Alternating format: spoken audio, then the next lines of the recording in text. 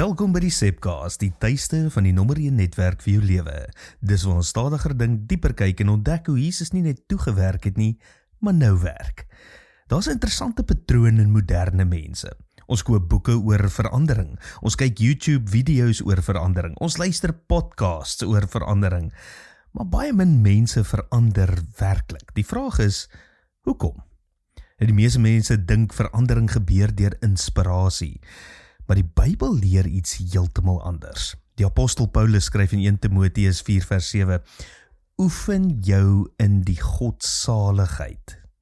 Nie probeer nie, oefen. Dis 'n radikale verskil. Die vroeë Christene het hulle self nie bloot as gelowiges gesien nie, maar as mense wat in opleiding was vir God se nuwe wêreld. Disippelskap was nie bloot 'n emosionele besluit nie. Dit was 'n nuwe manier van leef. Dis hoekom die eerste Christene vreemde goed gedoen het. Hulle het saam geëet, saam gebid, hulle geld gedeel, hulle het mekaar versorg, hulle het ritmes gehad, dissiplines, gewoontes.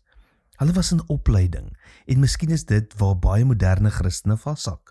Ons probeer nog, ons probeer geduldig wees, ons probeer bid, ons probeer beter ouers wees, ons probeer minder angstig wees, maar probeer verander niemand nie. Oefening doen. Successful people do consistently what other people do occasionally. Dis presies wat geestelike volwassenheid is. Nie perfektheid nie, herhaling. Dalk wag jy vir groot dramatiese verandering in jou lewe, maar God werk dikwels anders. Hy werk deur klein stukkies daaglikse getrouheid.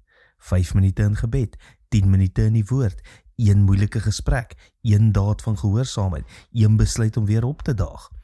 En hier is waar ons visie van die SA gemeente so belangrik raak.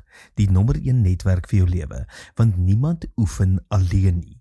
Atlete het spanmaats, soldate het eenhede, disippels het gemeenskap nodig, en dis waarom kerk nie bloot 'n sondaggeleentheid is nie.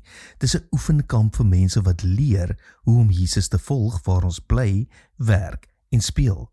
En miskien moet jy vandag ophou probeer verander en begin oefen om die mens te word wat God reeds sê jy is.